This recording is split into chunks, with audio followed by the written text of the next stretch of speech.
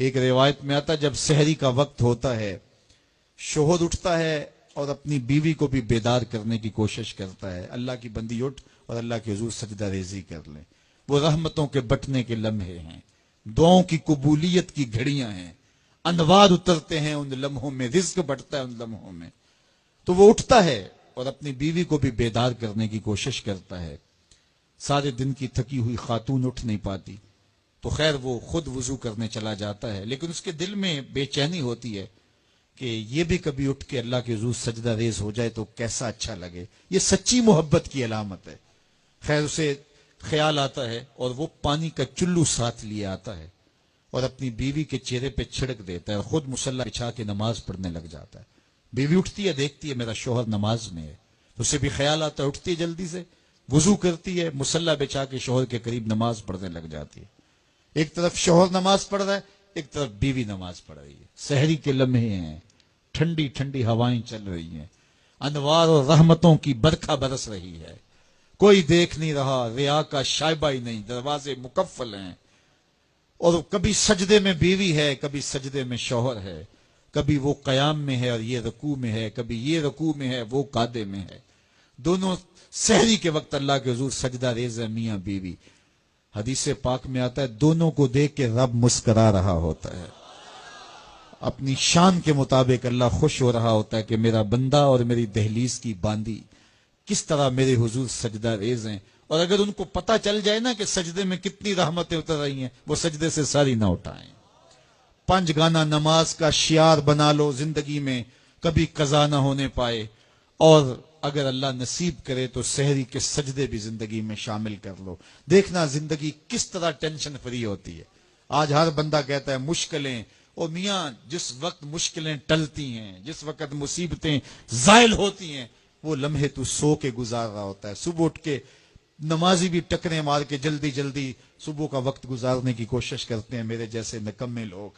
لیکن صاحب نہیں، وہ وقت تھوڑا سا دیجئے، اس وقت میں بیٹھیے اور اللہ کے حضور سجدہ ریزیوں کا مزاج بنائیے۔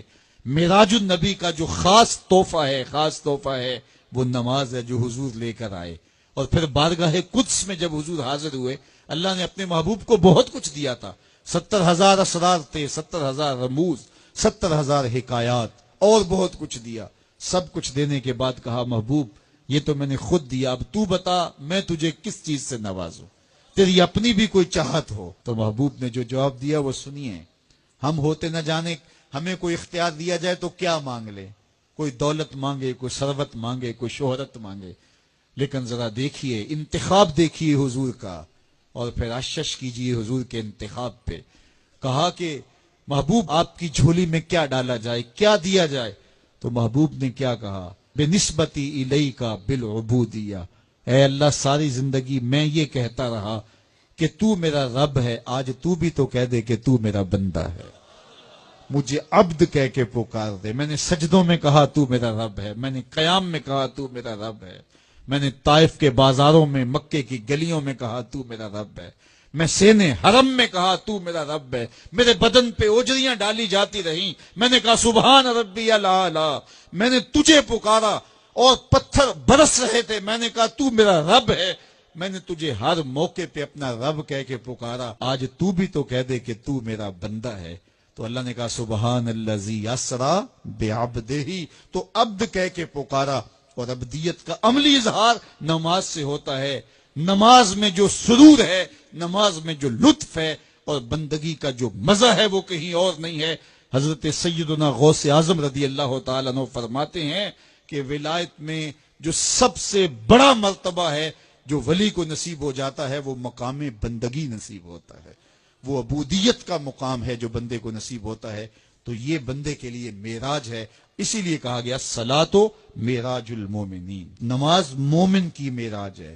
حضور تو وہاں تک پہنچے جہاں کسی کا تخیل بھی نہیں پہنچ سکتا، لیکن بندہ اس معراج کا حصہ لینا چاہے اور اس کی